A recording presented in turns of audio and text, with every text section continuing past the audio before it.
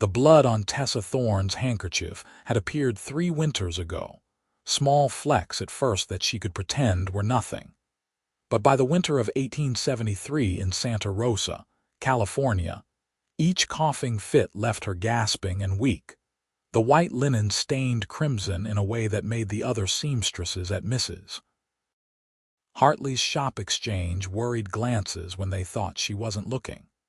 She was 22 years old and felt ancient, her lungs burning with every breath as the fog rolled in from the Pacific, turning the air thick and damp in a way that seemed to settle deep in her chest and refuse to leave. The doctor had stopped offering her hopeful diagnoses, his expression growing more grave each time her mother brought her to his office, until finally he had simply shaken his head and suggested she make herself comfortable, which everyone understood to mean that she should prepare to die. Tessa had come to California with her parents when she was 15, leaving behind the green hills of Missouri for the promise of opportunity in the West. Her father had opened a general store on Main Street, and for a while, life had been good. Then he had died suddenly of a heart attack 2 years ago, leaving Tessa and her mother, Margaret, to fend for themselves. The store had gone to creditors, and Tessa had taken work as a seamstress, her nimble fingers perfect for the delicate work of mending fine dresses for the wives of ranchers and businessmen. She had been healthy then, or healthy enough, but that first winter after her father's death, the cough had started. It was just a tickle at first, something she could dismiss as the result of breathing in too much thread dust or fabric lint. But as the days grew shorter and the temperature dropped, the cough had deepened, settling into her chest like an unwelcome tenant. By spring, it had improved, and she had allowed herself to hope it was nothing. Then the next winter came, and with it, the cough returned with a vengeance, accompanied now by fevers that left her shivering under every blanket they owned. Her mother had spent their meager savings on tonics and elixirs that promised relief, but delivered nothing. The third winter was the worst yet, and by January of 1874, Tessa could barely walk from her bedroom to the kitchen without stopping to catch her breath. Deacon Brennan had noticed her that autumn, before the worst of the winter set in. He was a cowboy, though not the drifting kind. At 25, he had his own small ranch about 10 miles outside of Santa Rosa, a piece of land he had earned through years of hard work driving cattle up from Texas, and saving every penny he made. He was tall and lean, with dark hair that fell across his forehead and eyes the color of creek water, a soft gray-green that seemed to see more than most people did.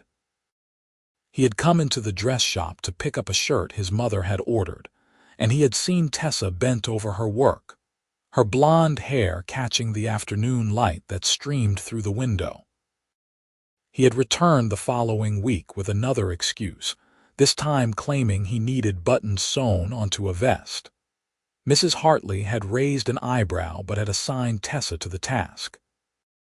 Deacon had watched her work with the kind of quiet attention that made her nervous, his eyes following the movement of her hands as she threaded the needle.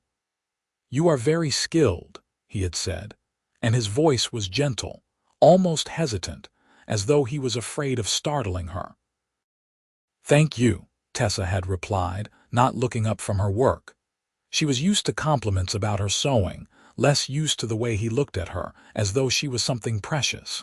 He had kept coming back, week after week, always with some small repair that needed doing. By October, they had fallen into an easy conversation, talking about everything and nothing. He told her about his ranch, about the horses he was raising, and the dream he had of breeding the finest quarter horses in California. She told him about Missouri, about her father and the store they had lost, about the books she loved to read when her eyes were not too tired from close work. He made her laugh, something she had not done much of in the past year, and when he smiled at her, She felt warmth spread through her chest that had nothing to do with fever. Then November came, and with it, the cold. The cough returned with a fury that frightened even Tessa, who had learned to live with it. She missed a week of work, then two, and when she finally dragged herself back to the shop, she was so pale and thin that Mrs. Hartley had pulled her aside and gently suggested that perhaps she should rest longer. Tessa could not afford to rest. Her mother's eyes were failing, and the seamstress work was all that kept them fed and housed in the small cottage they rented on the edge of town. Deacon had come to the shop on a Wednesday in late November to find her missing. Mrs. Hartley, taking pity on the young man who had so obviously fallen for her employee, had told him where Tessa lived. He had appeared at their door that evening with a basket of food from his ranch, fresh eggs and smoked ham and a jar of honey, and the expression on his face when Tessa's mother let him in, and he saw Tessa huddled by the fire, wrapped in shawls despite the warmth of the room, had been one of such naked concern that Tessa had felt tears prick her eyes. "I did not know it was so bad," he had said quietly, kneeling beside her chair. "Why did you not tell me?" "There is nothing to tell," Tessa had replied, but her voice was hoarse and weak, and another cough had seized her before she could say more. When it finally subsided, there was blood on her handkerchief, and she had tried to hide it, but Deacon had seen. He had stayed for hours that night, talking with her mother about doctors and treatments, about the dry air of the desert, and how consumptives sometimes went to Arizona or New Mexico to recover. Margaret had shaken her head wearily, explaining that they had no money for such a journey, that even if they did, she could not leave Santa Rosa, where at least they had a roof over their heads and the possibility of work. Deacon had left that night without saying much more, but Tessa could see the wheels turning in his mind, the way his jaw set with determination. She had learned that look meant he was planning something. December brought rain, the kind of cold, relentless rain that turned the streets to mud and seeped into every building, no matter how tightly the windows were shut. Tessa's condition worsened daily. She could no longer work, could barely leave her bed. The doctor came once more, his face grave, and told Margaret privately that her daughter would not survive another winter like this. She needed warmth, dry air, and rest. Without it, she would be dead before spring. Margaret had wept that night, trying to muffle her sobs so Tessa would not hear, but Tessa heard anyway. She lay in her narrow bed, staring at the ceiling, and wondered what it would be like to simply not wake up one morning. She was not afraid of death exactly, but she was sad about it. There was so much she had wanted to do, so many places she had wanted to see. And there was Deacon, who had looked at her with such tenderness that it made her heart ache. She had not let herself love him, not really, because what was the point? She was dying, and it would be cruel to encourage his affections only to leave him grieving on Christmas Eve. Deacon appeared at their door again. This time, he did not bring food. He brought a proposition. "I want to take Tessa to Arizona," he said without preamble, standing in their small parlor with his hat in his hands. "The southern part near Tucson. The air is dry and warm there, even in winter. I have a friend who owns a ranch outside of town. He has written to me that I am welcome anytime, and he has a small casita on his property that is empty. Tessa could stay there, rest, recover." Margaret had opened her mouth to protest, but Deacon held up a hand. "I know what you are thinking. It is not proper for an unmarried man to take an unmarried woman on such a journey. So I am asking your permission to marry her before we leave. I know this is sudden, and I know Tessa may not feel for me what I feel for her, but I cannot stand by and watch her die when there is something I can do to help." Tessa, who had been lying in her bed in the next room, had heard every word.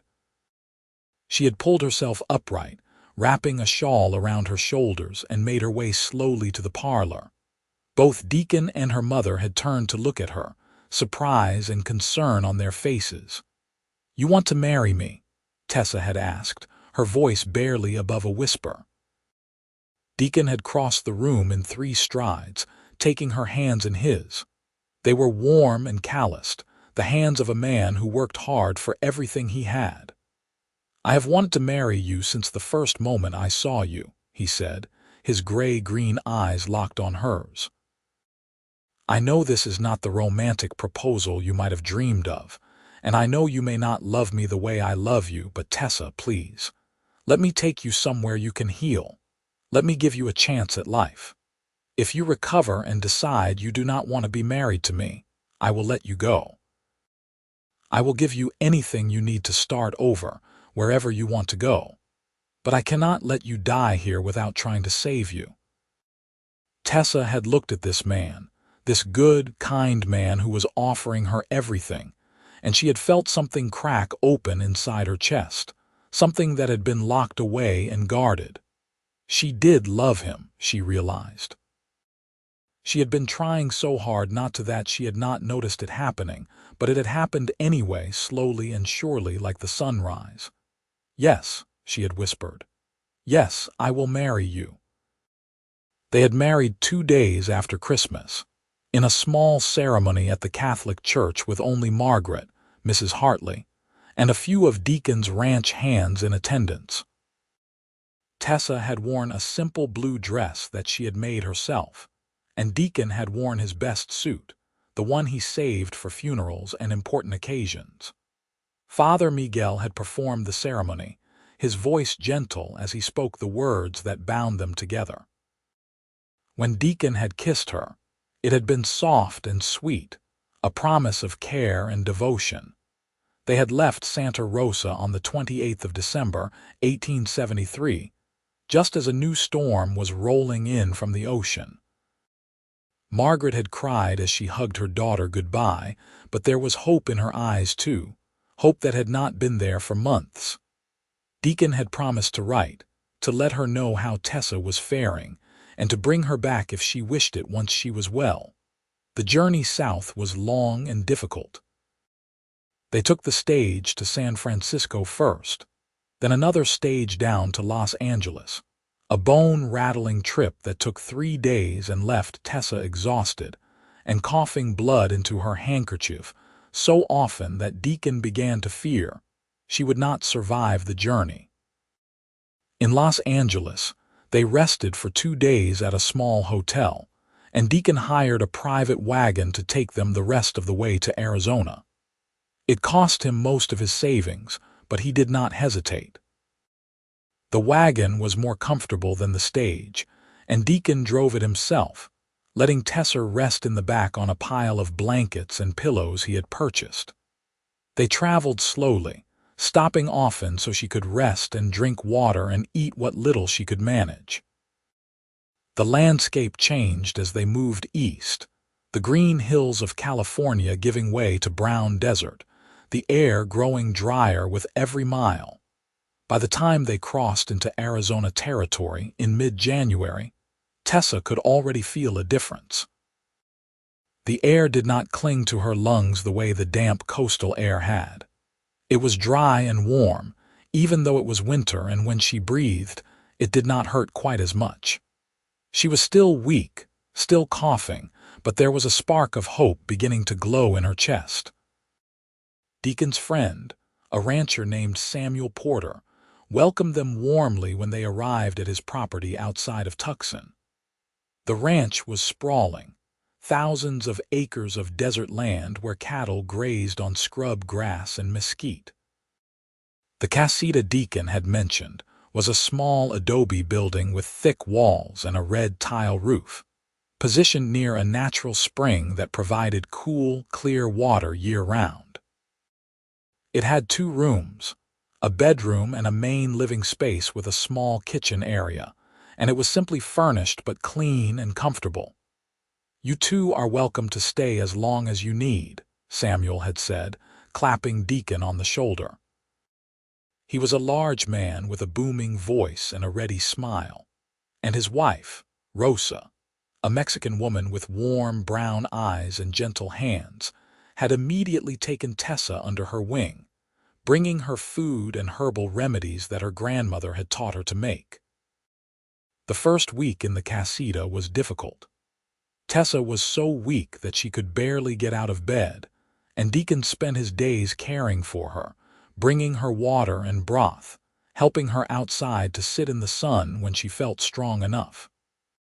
He slept on a bedroll on the floor of the main room, insisting that she have the bedroom to herself so she could rest properly. At night, he lay awake listening to her cough, praying that he had not made a terrible mistake, that she would not die here in this strange place so far from her mother. But slowly, almost imperceptibly at first, Tessa began to improve. The coughing fits came less frequently, and when they did, they were not quite as violent. She began to eat more, her appetite returning as her body started to heal. By the end of January, she was able to walk around the casita without becoming winded, and by mid-February, she was strong enough to sit outside for hours at a time, soaking in the warm Arizona sun. Deacon watched her recovery with a joy he could barely contain. He had been so afraid that he would lose her, and seeing her grow stronger day by day felt like witnessing a miracle. He worked on Samuel's ranch during the days, helping with the cattle and horses to earn their keep, and he spent his evenings with Tessa, talking and laughing and learning the shape of this new life they were building together. They were married, but they were still strangers in many ways. They had not consummated their marriage, Deacon unwilling to press any claim on her when she was so ill, and Tessa too weak to even think about such things. But as she grew stronger, an awareness began to develop between them, a tension that was not uncomfortable but rather electric, full of possibility. One evening in late February, as they sat outside watching the sun set over the desert, painting the sky in shades of orange and pink and purple, Tessa reached out and took Deacon's hand. It was the first time she had initiated physical contact beyond the necessities of her care, and he looked at her in surprise. "Thank you," she said quietly, "for saving my life, for bringing me here, for marrying me even though I had nothing to offer you." Deacon shook his head, his thumb stroking over her knuckles. "You had everything to offer me, Tessa. You just could not see it." "I was so focused on dying that I forgot how to live," she continued, her blue eyes bright with unshed tears. "But you reminded me. You gave me a reason to fight." "You are the strongest person I have ever met," Deacon said, and there was such conviction in his voice that Tessa believed him. "And Tessa, I meant what I said before we married. If you want to leave, if you do not want to be tied to me, I will understand. I will help you however I can." Tessa was quiet for a long moment, watching the colors fade from the sky as the first stars began to appear. When she spoke, her voice was clear and certain. "I do not want to leave. I want to stay with you if you will have me, not out of obligation but because I love you, Deacon. I think I have loved you for a long time, but I was too afraid to admit it."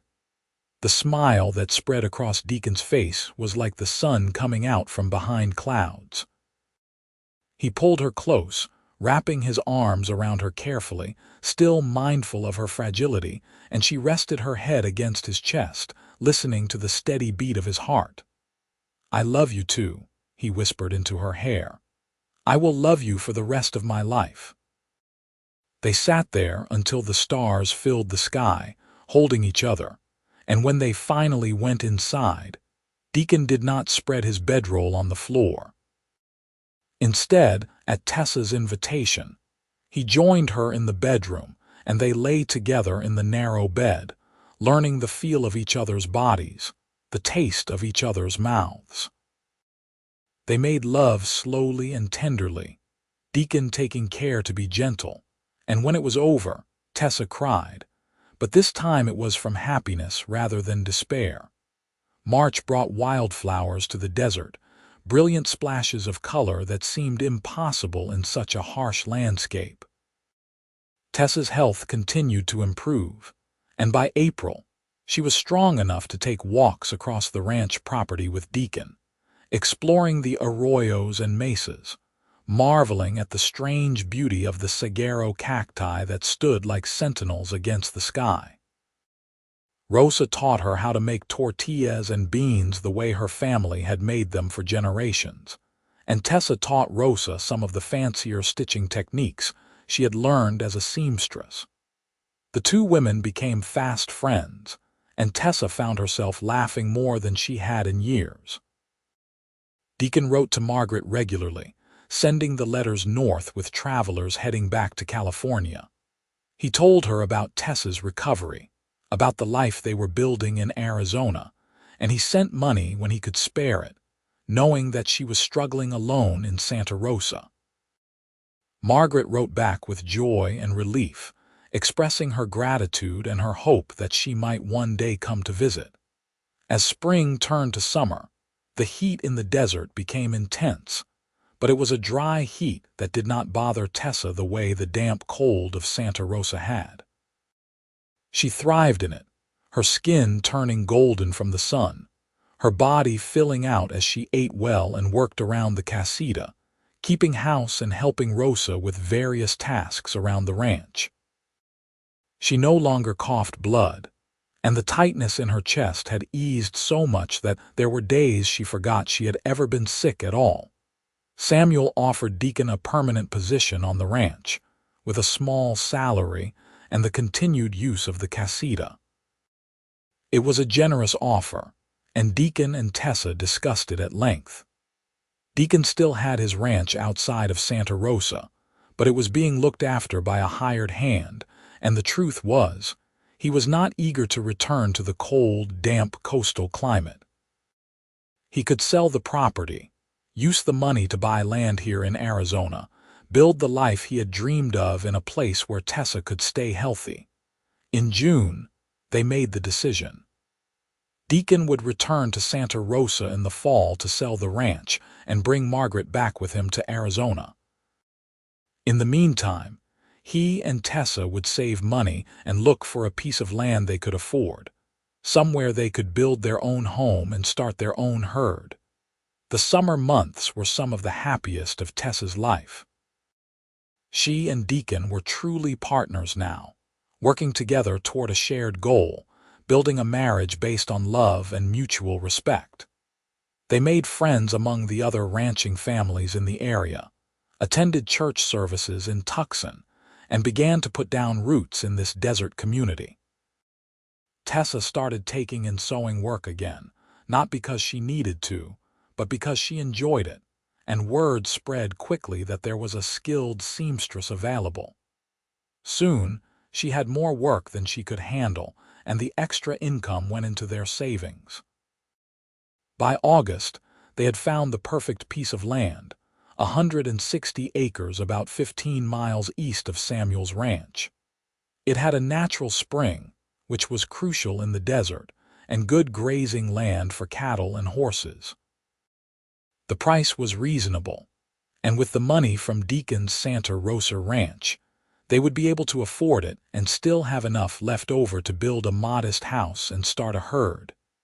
Deacon left for California in September, promising to be back before the end of October. Tessa hated to see him go, but she knew it was necessary, and she trusted him to return. She stayed at the casita, continuing her sewing work and spending time with Rosa, who had become like a sister to her. The weeks passed slowly without Deacon, and Tessa found herself watching the road every evening, hoping to see his wagon appear on the horizon. She wrote to him, long letters full of news about the ranch and her work, and how much she missed him. She told him about the dress she was making for Rosa's daughter's wedding, about the coyotes she heard singing at night, about the monsoon storms that rolled across the desert in the afternoons, bringing brief but intense rain. Deacon returned in late October, bringing Margaret with him. Tessa had not seen her mother in nearly a year, and the reunion was tearful and joyful. Margaret looked older and more tired than Tessa remembered, but when she saw her daughter, healthy and glowing with happiness, she wept with gratitude.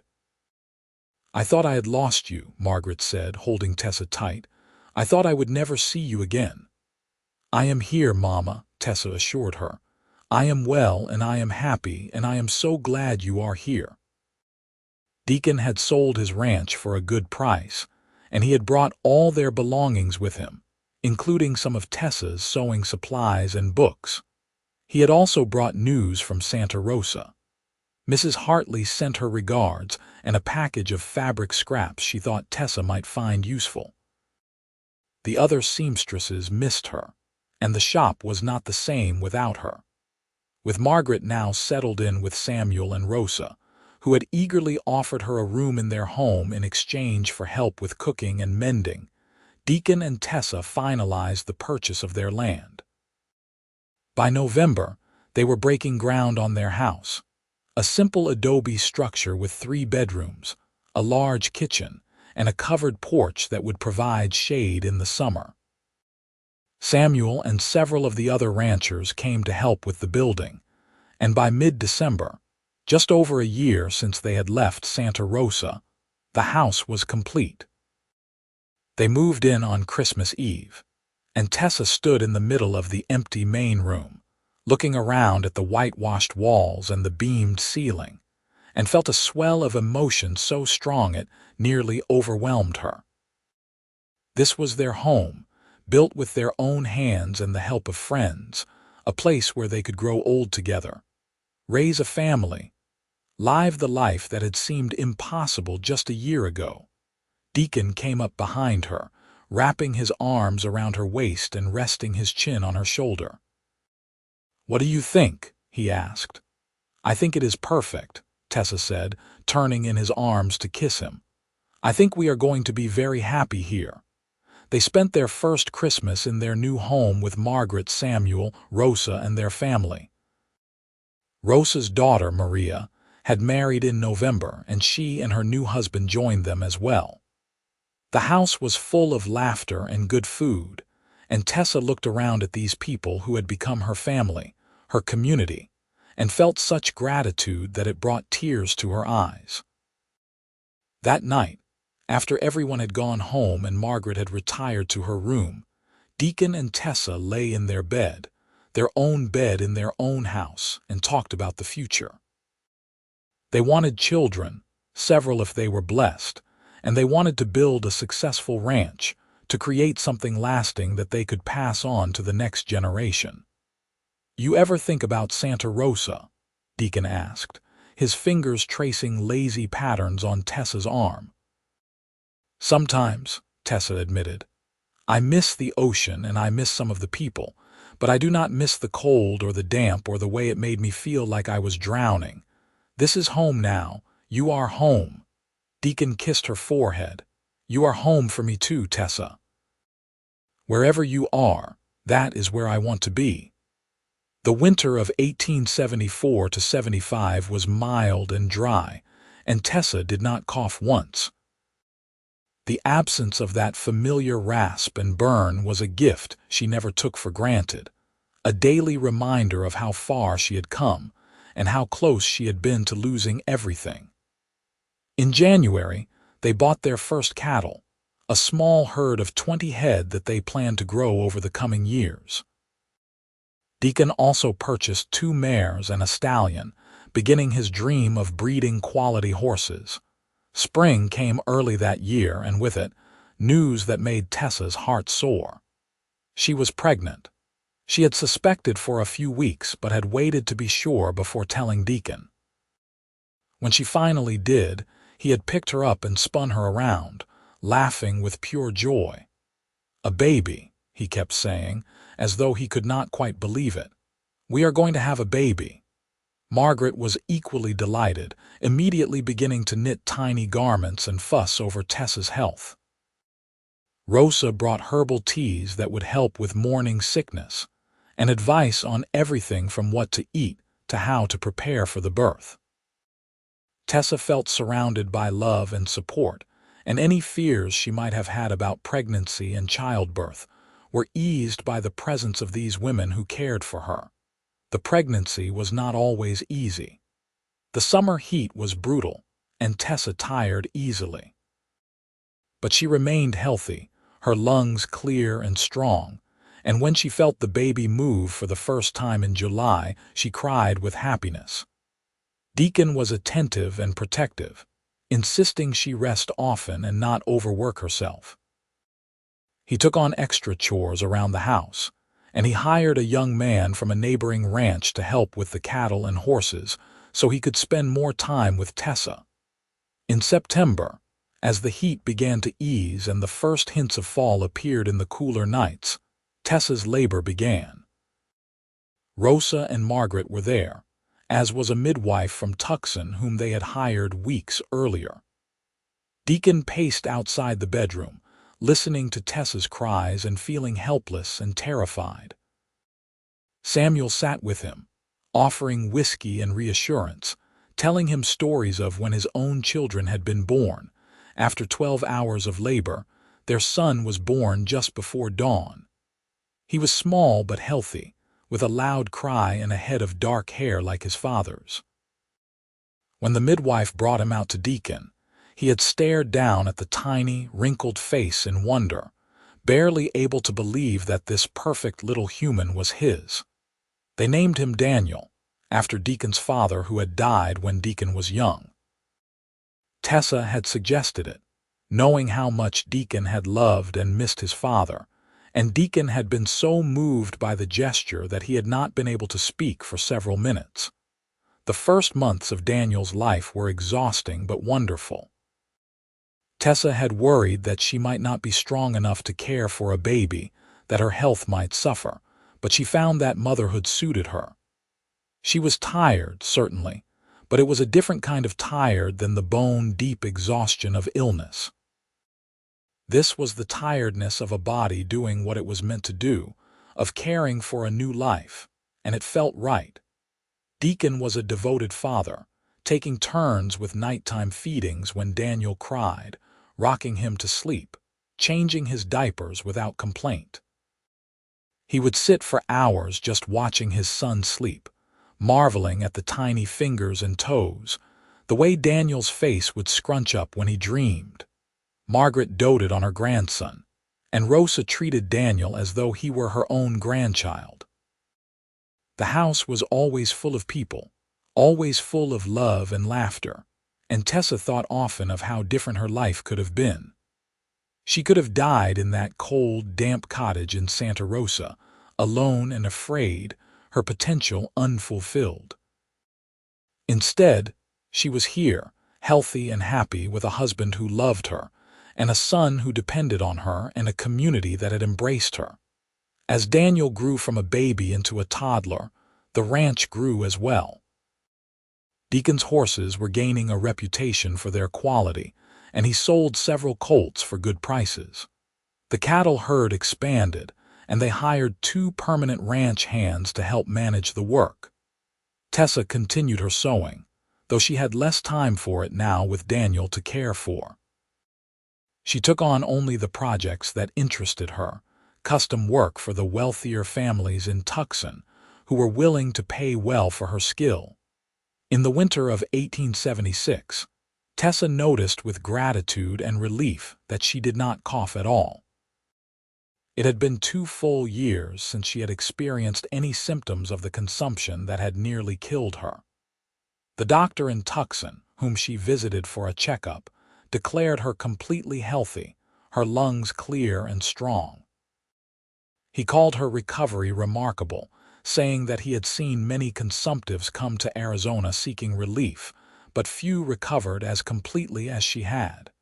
"You are very lucky," he told her. "Whatever you are doing, keep doing it." Tessa knew it was not just luck.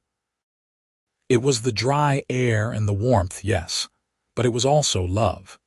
It was having a reason to live, a purpose, a family that needed her and wanted her. It was Deacon, who had refused to let her give up, who had given her a chance when she thought all chances were gone. That spring, Tessa discovered she was pregnant again. This time, the pregnancy was easier, perhaps because she knew what to expect, perhaps because her body was stronger. Their second child, a daughter, was born in December of 1876. They named her Grace, because Tessa said that grace was what had brought them together, what had saved her life and given her this beautiful family. Grace was a happy baby, with blonde hair like her mother's and her father's gray-green eyes. Daniel, now 2 years old, was fascinated by his little sister, always wanting to help care for her, to hold her and play with her. The house rang with the sounds of children's laughter, and Tessa and Deacon would often look at each other across the dinner table, their eyes meeting in shared joy and wonder at the life they had created. Margaret's health began to decline in 1877. She had been slowing down for a while, but that spring, she suffered a small stroke that left her weak and confused. Tessa brought her to live with them, setting up the third bedroom for her mother so she could be close and cared for. Margaret rallied somewhat, regaining some of her strength, but she was never quite the same. She spent her days sitting on the porch, watching her grandchildren play, a contented smile on her face. In the fall of that year, Margaret passed away peacefully in her sleep. Tessa grieved deeply for her mother, but there was comfort in knowing that Margaret had lived to see her daughter healthy and happy, had met her grandchildren, had died surrounded by love. They buried her in the small cemetery outside of Tucson, beneath a cottonwood tree, and Tessa visited the grave every week, bringing flowers and telling her mother about Daniel's latest adventures and Grace's first words. The years passed in a rhythm of seasons and growth. Daniel started school in Tucson, riding into town each day with Deacon, who had business there several times a week. Grace grew into a bright, curious child who followed her father around the ranch, asking endless questions about the horses and cattle. In 1879, Tessa gave birth to their third child, another son they named Matthew. The house was full and chaotic and wonderful. Deacon's horse breeding program had become quite successful, and their cattle herd had grown to several hundred head. They had built a proper barn and several outbuildings, and they employed 5 full-time ranch hands. The ranch was prospering, and they were able to save money and invest in improvements. They dug a well closer to the house, installed a windmill to pump water, and built a larger chicken coop. Tessa had largely stopped taking in sewing work, focusing instead on her family and the management of the household, which had become a full-time job in itself. But she still sewed for pleasure, making clothes for her children and quilts for their beds, and occasionally taking on a special project for a friend. In 1880, when Daniel was 5, Grace was 3, and Matthew was 1, Tessa and Deacon took the children to California to visit Santa Rosa. It was the first time Tessa had been back since she had left 7 years earlier, and it was strange and bittersweet to see the town again. The fog and damp air bothered her almost immediately, making her cough and feel congested, and she was grateful that they were only staying for a week. Mrs. Hartley was still running the dress shop, though she was older now and had hired younger seamstresses to do most of the work. She was delighted to see Tessa looking so healthy and happy, and she cooed over the children, giving them peppermints and telling them stories about their mother when she had worked in the shop. The visit was pleasant, but confirmed for both Tessa and Deacon that Arizona was truly their home now. They returned with relief, and when they crossed back into the territory and felt the warm, dry air on their faces, Tessa breathed deeply and smiled. "Home," she said simply, and Deacon squeezed her hand in agreement. The 1880s brought both challenges and blessings. Drought years were difficult, requiring them to drive the cattle to better grazing land and to dig deeper wells. There were years of plenty, when the monsoons came regular and strong and the desert bloomed with flowers. There were the usual trials of ranching life: lost cattle, injured horses, sick children, broken equipment. But through it all, Tessa and Deacon faced everything together, their partnership growing stronger with each passing year. In 1883, they added a fourth child to their family, another daughter they named Sarah.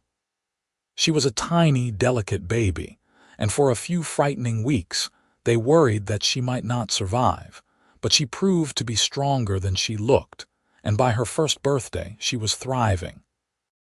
Daniel grew into a serious, responsible boy who loved the ranch and already talked about taking it over someday. Grace was spirited and independent, preferring to spend her days outside rather than learning the domestic skills Tessa tried to teach her. Matthew was gentle and kind, with a gift for working with animals. Sarah was still too young to show much personality, but she was adored by her older siblings, who treated her like a living doll.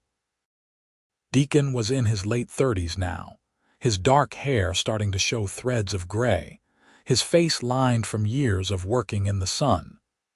But he was still strong and capable, still the man who had saved Tessa's life all those years ago. Tessa, at 33, had filled out from the skeletal thinness of her illness. She was healthy and vibrant, her blonde hair often pulled back in a practical bun, her hands still nimble with a needle but also capable of kneading bread, tending a garden and bandaging a scraped knee.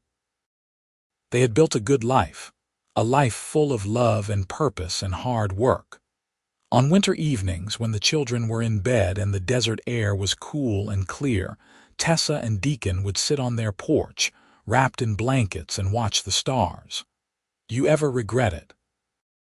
Tessa asked one such evening in January of 1885. Taking a chance on a dying girl, Deacon pulled her closer, kissing the top of her head. "Not for a single moment. You were never just a dying girl to me, Tessa. You were the woman I loved, the woman I knew you could become if you were given a chance. And look at you now. Look at what we have built together."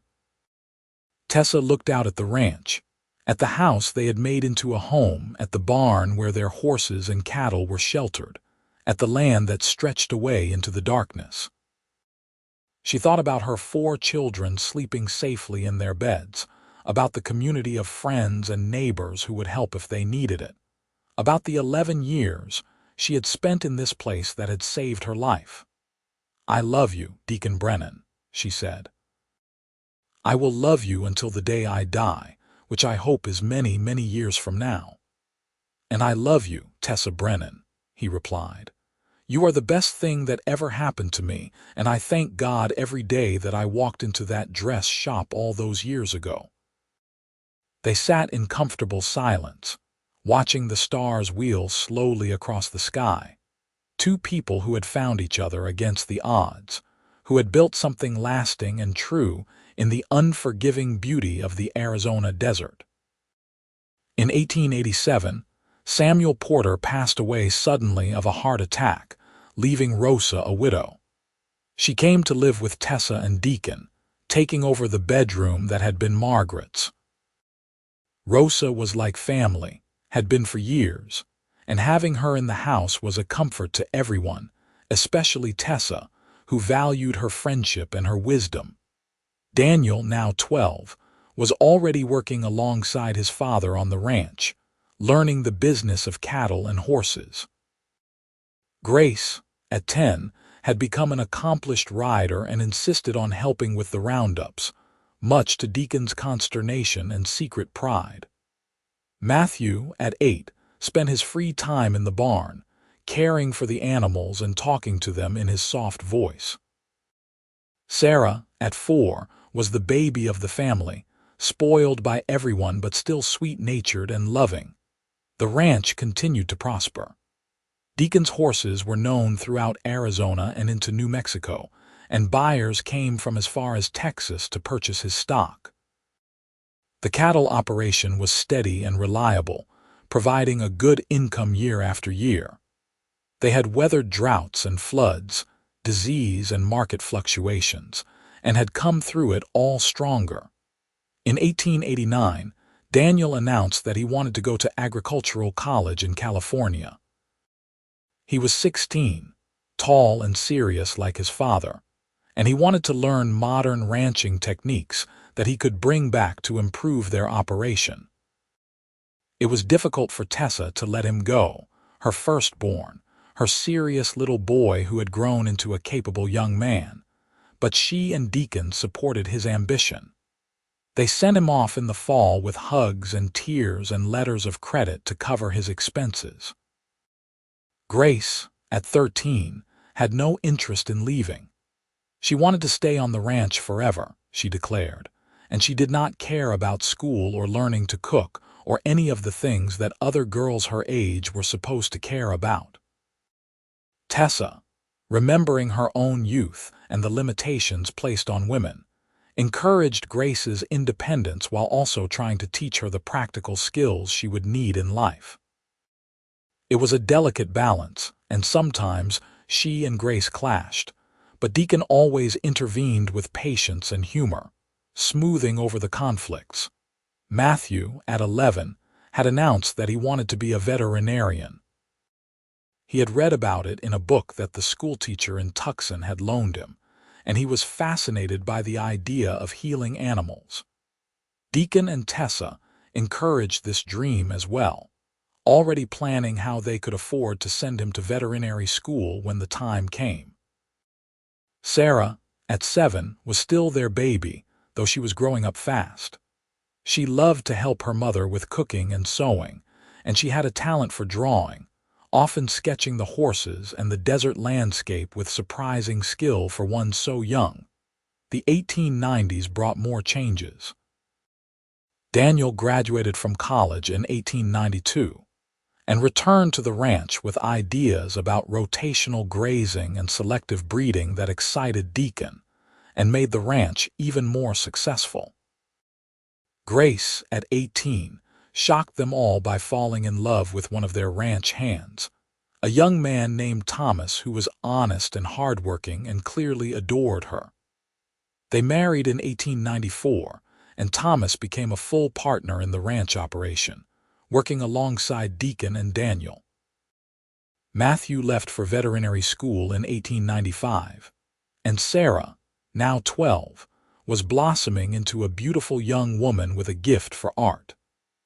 Tessa encouraged her daughter's talent, ordering supplies from San Francisco and teaching Sarah everything she knew about color and composition. Tessa was in her mid-40s now, her blonde hair streaked with silver, her face lined with the marks of a life well lived. She had not been seriously ill since that last terrible winter in Santa Rosa over 20 years ago. Sometimes she would have a slight cough when the dust kicked up during roundup season, but it always passed quickly, and her lungs remained strong and clear. She often thought about how close she had come to dying, about the life she would have missed if Deacon had not taken that chance on her, and she was filled with gratitude so profound, it sometimes brought her to tears.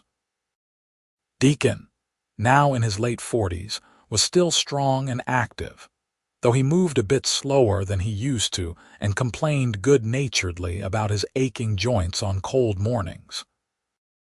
His hair was more gray than dark now, and his face was deeply lined from decades in the sun.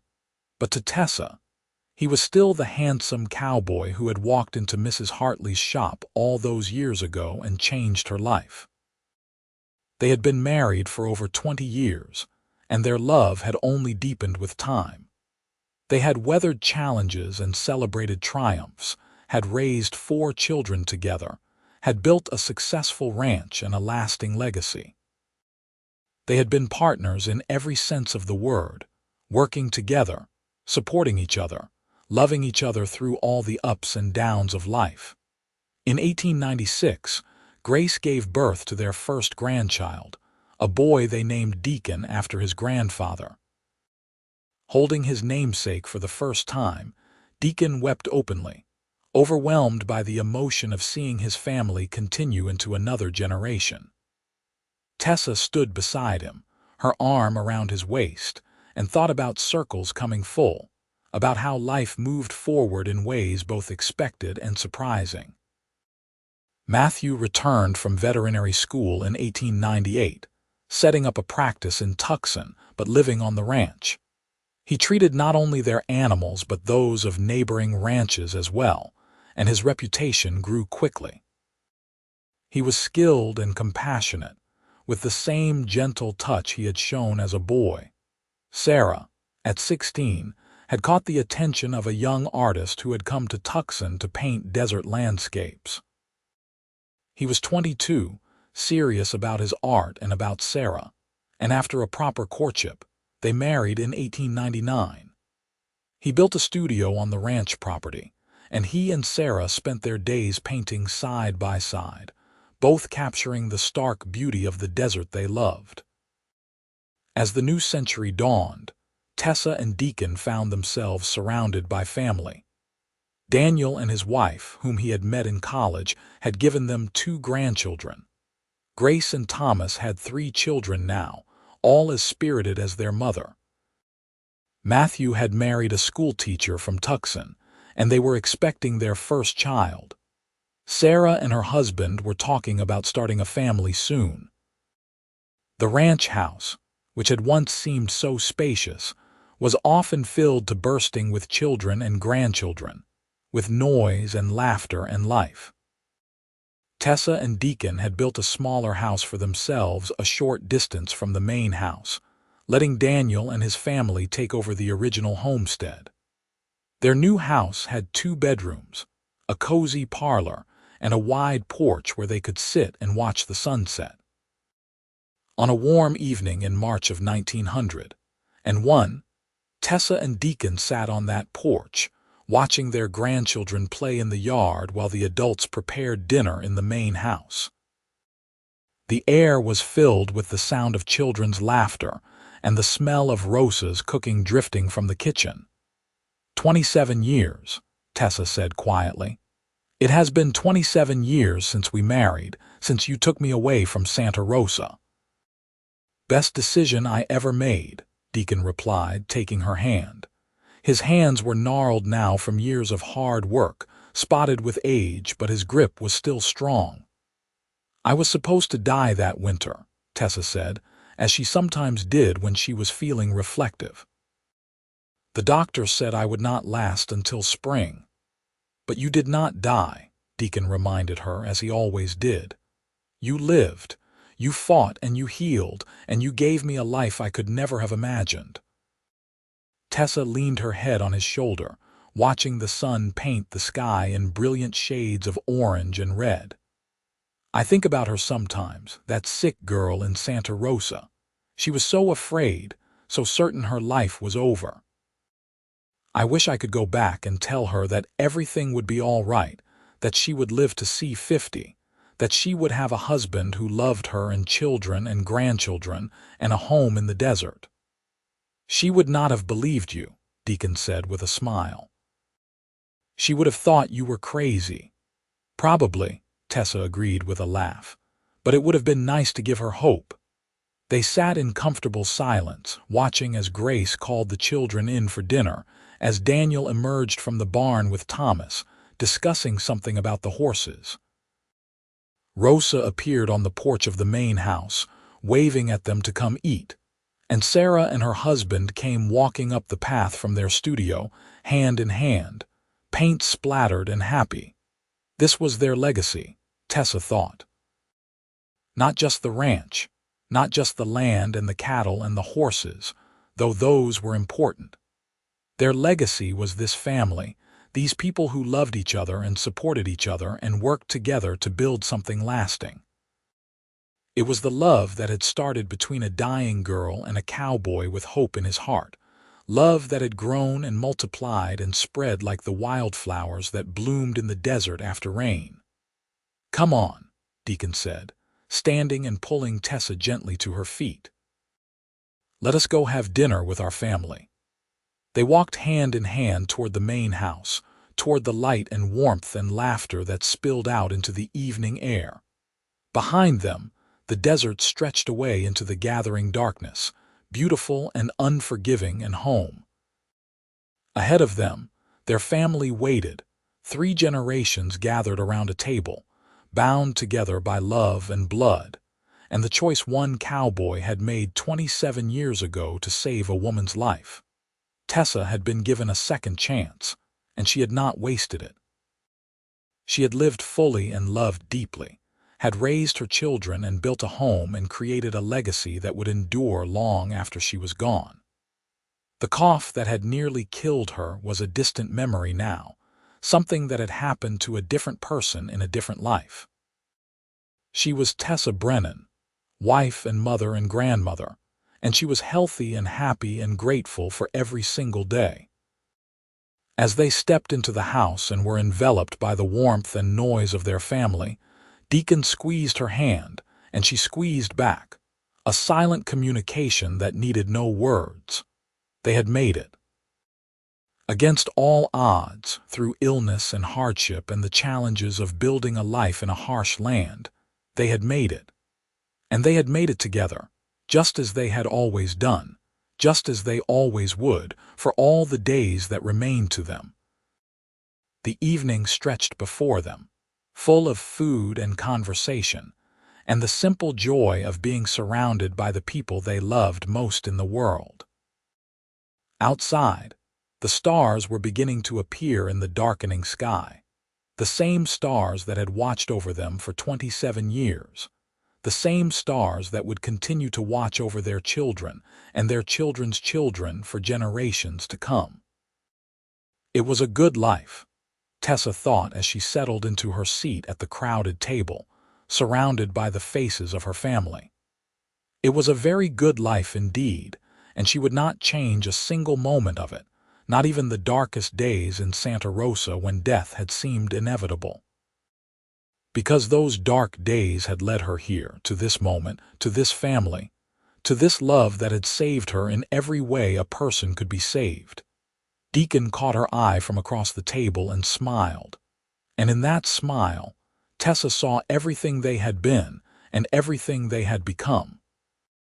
She smiled back, her heart full to bursting with love and gratitude and joy. The cough that had worsened every winter for 3 years was gone, healed by warmth and dryness and, most of all, by love. The cowboy had taken her somewhere warm to heal, and in doing so, he had given her not just her life back, but a life worth living, a life full of purpose and meaning and profound happiness. And that, Tessa thought as the conversation flowed around her and Deacon's hand found hers beneath the table, was the greatest gift anyone could ever receive.